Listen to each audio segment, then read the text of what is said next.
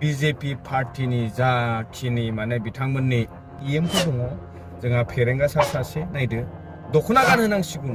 आरो बेफोर सासे मोजां इएमनि क्वालिटि नामा सासे प्रफेसर एक्स प्रफेसरनि क्वालिटि नामा रिजनेल पार्टी फिसा पार्टियाव थानानैहाय बिथांनि जि माने गिदिर माने लेभेलाव थांनाय बे थांखिया जाफुंनाय नङा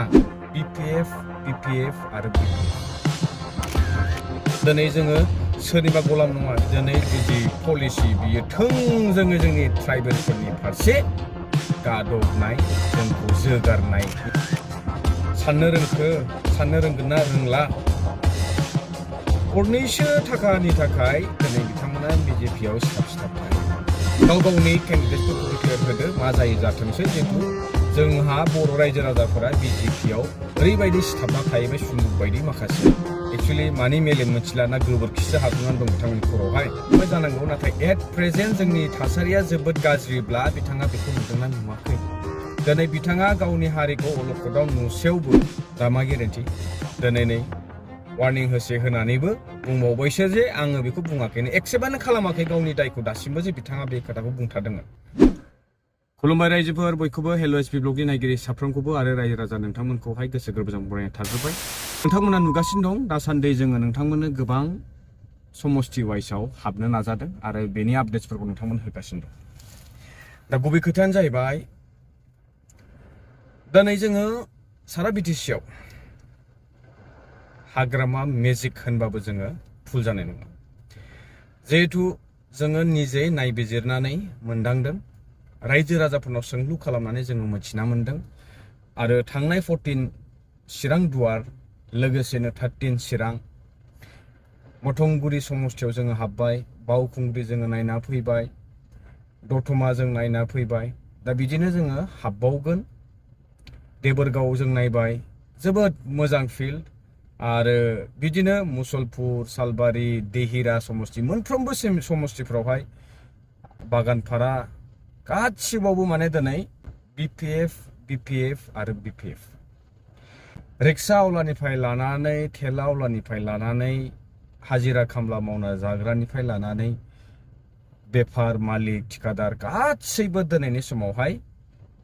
लेखा गोरों फरायसा फरायसुलि गोबाङानो दिनै हाग्रामा मेजिकखौहाय वेलकाम खालामदों बरायदों दिनै हाग्रामानि ढौआ फिन खनसे बारफुगासिनो दङ ओंखायनो दिनै जोंनि गेजेराव गोबां कन्ट्रोभार्सिबो जालायगासिनो दङ खौसेथिखौ लानानैहाय दा आं नोंथांमोननो नैबे भिडिअनि गेजेरजों बेखौनो फोरमायनो सानदों दिनै खौसेथिखौ लानानै जे जोंनि गेजेराव मोनसे गोदान पलिटिक्सनि आइडिया माने नुजागासिनो दं दाखालि बावै मुसलपुर बिहाबनि EM जोंहा राकेश ब्रह्म सार आरो सालबारि आबसु लोगोसेनो मुसलपुर आबसु प्राइमारि दखरा एबसुफोरनि गेजेरावहाय बिथांमोननि गेजेराव मोनसे डिबेट जादोंमोन डिबेट माने EM राकेश ब्रह्म बिथाङा माबा मोनसे बुंदोंमोन बेनि खेंफोरथिखौ दखरा मोनबा एबसुनिफ्राय बेनि खेंफोरथिखौ होफिनदोंमोन जे बिथाङा जा बुंदों बियो खौसेथिनि मुङै माने गोरोबथावना जायाखै बेलाफारसेथिं सेन्ट्रेल आफादगिरि बिथाङा खौसेथिनि बाथ्रा रायखांदों बेलाफारसेथिं UPPLनि सासे EM मासियाव जिरायनाय राकेश ब्रह्म सारा बेफोरबायदि बाथ्रा बुंनाया सोरखौबा जौ लोंनानै फाग्ला बायदि थालाबायो बेरलाबायो बायदिसिना माने सासे EM जालायनानै बेफोर खोथाखौ बिथाङा गावनि खुगायाव लाबोनो समाया दिनै उदालगुरियावहाय मोनसे मेल मिटिङाव जोङो नुबाय बड'फानि स्टेचुखौ लानानै बिथांमोना थोंजोङै राजनिति खालामनाय बेनि सोमोन्दैबो जोङो गोबां बुंबोबाय आरो गोबाङानो बुंदों जे बे बिथांनि जोंनि बड'फानि स्टेचुखौ लानानै राजनिति खालामनाया बेसेबां गनायजाथावना जुक्तिहीन मोनसे पारपस जों बिथांमोना बे स्टेचुखौ बाहाय राजनितिकनि मोनसे फोसावदिंनाय मेलाव फज'नानै बेखौ लानानै राजनिति खालामनाय बयनिख्रुइबो लासिंसिं बाथ्रायानो जादों आसाम लेजिस्लेटिभ एसेम्बलि बुंथिगिरि मानव गेदेर जोंहा बिश्वजित दैमारि सारा गन्थंखौहाय बहा दोनखोमाखो दिनै बिथाङा हारिनि गिदिर बाथ्रा बुङो दिनै बिथाङा जोंनि गेजेराव मा अलखद जागासिनो दङ नुसेयावबो दिनै बिथाङा BJPनि बिजाथि जानानै नाथाय बिथाङा मोनसे समाव हारिनि बाथ्रा बुङोमोन आरो फार्स्टआव बिथाङा गावखौ निजे सानग्रोनांगोन बिथाङा बबे हारिनि। बिथाङा गिदिर गिदिर खामानि मावलांबाय जानांगौ नाथाय एट प्रेजेन्ट जोंनि थासारिया जोबोद गाज्रिब्ला बिथाङा बेखौ नुदोंना नुवाखै। दिनै बिथाङा गावनि हारिखौ अलखदाव नुसेयावबो बिजेपिनि गुन गायबाय थानाया बे सासे मोजां लिडारनि क्वालिटि नङा। बिथाङानो गावनो रोखा फोरमान होदों मोनसे समाव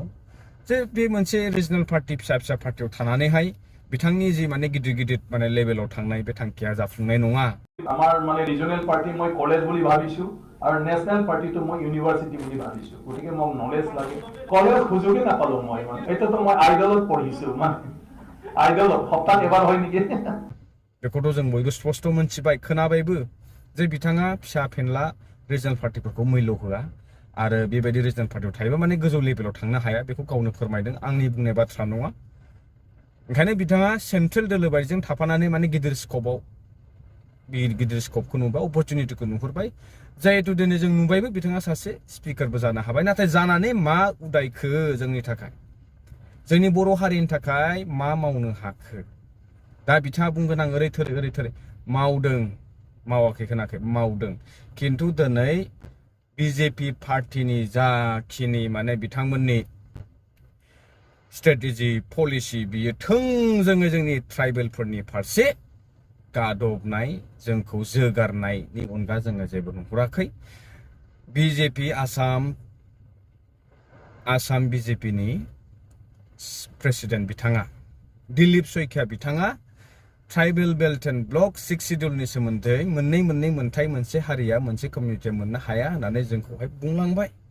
लासिं सिं बेनिफ्राय दुखुसिन बाथ्रा मा दंबावो। बेनि फारसेबो जोंनि आफाद जोंनि माहारि आफादाबो ओरैबायदि गोलाव सम लाबाय बेनि फारसे खेंफोरथि होनो थेवबो लास्टआवहाय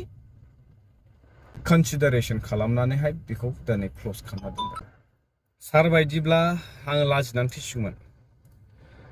सारखौ दिनै बयबो सासे लबिया पावार लुबैसुला पावार हांगार बिदि होनानैसो दिनै मुं लायो। दिनै सारखौहाय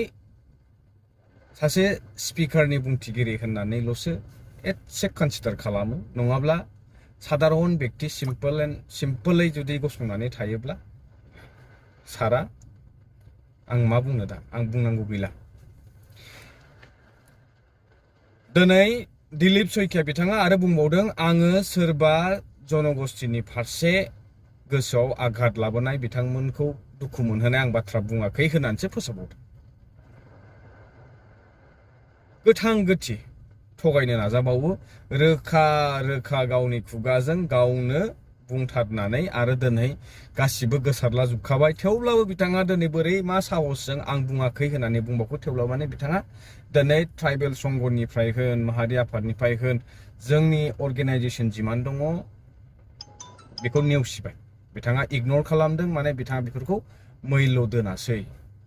बिथांनि थाखाय बेफोरो एक'आनो नङा। मानोना जोंबो नुदों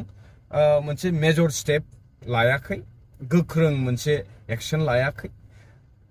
ओरैनो मिडियायावहाय होनदों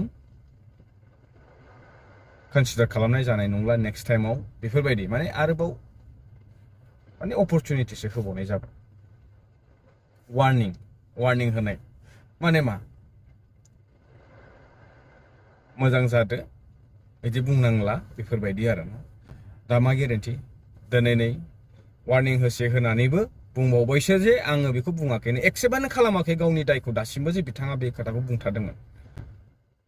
बेनिफ्राय दा खौसेथिनि बाथ्रायाव फैदोलाय खौसेथिखौ माहारियारि आफादा दिनै जर होनानै बुजिगासिनो दं आरो बेबायदिजों मा जानो। दिनै लाइजाम गांसेखौ लानानैबो कन्ट्रभारसि जालायो। लाइजामखौनो होआखैनो दानाबा लाइजाम आजावग्रा हैग्रा गासिबो गोथाङैनो दं थैयाखै होननानैबो मिडियायाव गोसारबाय। दा मा बुंबावगोन आरो बेनि फारसे। नाथाय बिथांमोनहाव ओरैबायदि मोजां इएमफोर दङ। जोंहा फेरेंगा सार सासे नायदो दख'ना गानहोनांसिगौनो आरो बेफोर सासे मोजां इएमनि क्वालिटि नामा सासे प्रफेसार एक्स प्रफेसारनि क्वालिटि नामा। दिनै बिथांमोननि खुगायाव ओरैबायदि गाज्रि राव ओंखारो बिथांमोना दिनै गावखौ प्रफेसर एक्स प्रफेसर होनना लाजिनो रोङा दा बिदिहै राकेश ब्रह्म साराथ' रोखा बुंथारबाय 25-30 बोसोर माने BPF UPPL खौसेथि जानायखौनो लामायानो गैया थारमाने बेनो स्पष्ट जे बिथांमोना दिनै खौसेथिनि मुङै मोनसे ब्लेम गेम खालामनो नाजादों जे खौसेथिखौ जों हांख्रायदोंमोन जों लुबैदोंमोन होननानै बर' रायजो राजाफोरनि गोसोफोरखौहाय माने आवलिहोनो नाजादों जे जोङो ओरै थोरै आफादनिफ्राय माहारि आफादनिफ्राय जों UPPL निफ्राय जोंथ' हांख्रायगासिनो दङ नाथाय बिथांमोनासो दिनै जोंजोंहाय ज' जानो हायाखै दा बे खोथाखौ बाद दोनदो दिनै नुखाबाय बे मुहुर्त समाव हांख्रायनायानो जोबोद दा बियो बिनि सलिउसन कमप्लिट सलिउसन ओंखारनाय नंला बे वेस्ट अफ टाइम आंनि बुंनाय बाथ्रा नङा प्रेक्टिकेलि नोंथांमोना बयबो मोनथिगोन जे दानि समावहाय सोरबाया बुंगोन फंसे सोरबाया बुंगोन फंसे जिहेतु आङो थांनाय भिडिअ'बो होनदोंमोन जे खौसेथिया 2020 मायथाइ समावनो खालामनो गोसोथारमोनब्ला गुबुनखौ जायनि फारसे जोङो सोंखारिमोन जायनि फारसे जोङो आन्दलन जुजिनांबोदोंमोन आन्दलन खालामबोनांदोंमोन बैफोरखौ लाफाया लाबासिनो गावजों गाव जामोन ना दा बिदि बुङोब्लाबो बुङो जोङो हांख्रायाखै नङा बै समावनो हांख्रायदोंमोन नोंथांमोना हांख्रायदोंमोन नाथाय बिथांमोननि दे इन्टारनेल माखासे खोथाफोरा गोरोबलायाखै मिलायलायाखै बे जाखागोनखा स्वाभाबिक दिनै सोरबाया सिं जानो रोंनांगोन दिनै सोरबा उन्दैया गेदेरखौ सनमान होनोबो रोंनांगोन दिनै आंनो अल इन अल होननानै सानबाबो जानाय नङा आं दिनै ओरै थोरै खालामना लाबोदों स' आं प्रायरिटि मोननांगोन बिदि जानाय नङा बेवहाय नायनांगोन एक्सपिरियेन्स नायनांगोन सोर बेसेबां मा मावबोदों मावाखै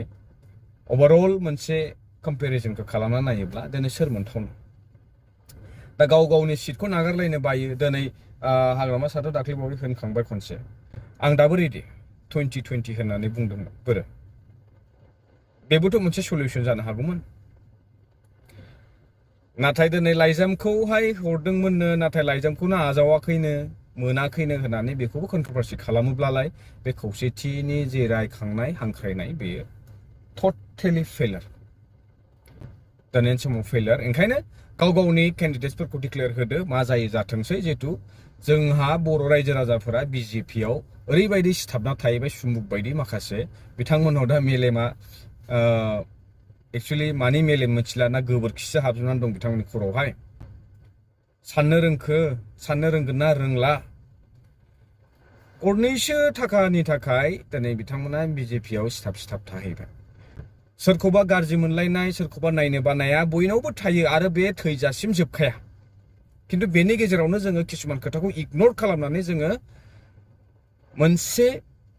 जाथिनि जुदि जोङो गोलाव सम आन्दलन खालामबोबायबा मोनसे जोंनि जे थासारिखौ नायनानै इयुननि फिउचारखौ जों नायनानै दे माबा मोनसे सेक्रिफाइस खालामनि होननानै साननाय जोंनियावहाय गैया सानैसेया जुजिदों नाथाय बे सानैसेया सानबेसे जुजिगोन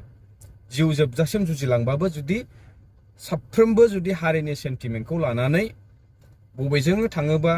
मोजां जागोन बेखौ जुदि बिजिरनो रोङाब्ला जों बिदिनो सेरखाय बेरखाय जाबाय थागोन रायजोफोर आरो बिदिनो जागासिनो दं दिनै जोङो सोरनिबा गलाम नङा दिनै जोङो फैसानिसो गलाम जानानै दं मानसिफोरा दिनै पार्टिया जियानो जा दिनै BJP पार्टिया सेन्ट्रेलाव दं स्टेटआव दं पावारफुल पिपल मेक्स द मानि पावारफुल नालाय बिथांमोनाव गोहोबो दं सम्पतिबो दं धोनबो दं बेनिखायनो जोंनिफ्रा माने जोंनि रायजो राजाफ्रा बाहाय जायफ्रा दङ बिथांमोनावहाय खर'आव मेलेम गैया गोबोरखि दं थाखाखौ आरजिनाङा होनाखै आरजिनांगौ बयनोबो थाखानि गोनांथि नाथाय जुदि नोंहा न'आनो जुदि थिग नङाब्ला बै थाखाखौ लानानै बबेहाय गिदिंबाय थागोन आरो सानबेसे गिदिंगोन बेखौ एसे गोथौयै साननानै नाय आं बांद्राय गोलाव बुंनो सानाखै रायजो नोंथांमोन बेखिनिखौनो बुंनानै आरो लाबोबावगोन नोंथांमोननो बेबायदिनो फिल्ड भिजिट माखासे खालामनाय ग्राउन्ड रिपर्ट नोंथांमोननो फुल डिटेल्सै जों होलांबाय थागोन दिनै रेस्ट लादों गाबोन आरो दावबायबावगोन दाबसे जायगायावहाय गाबोन मोनसिगोन स' लोगो मोनसिगोन नेक्स्ट भिडिअ टिल देन स्टे टिउन्ड बाय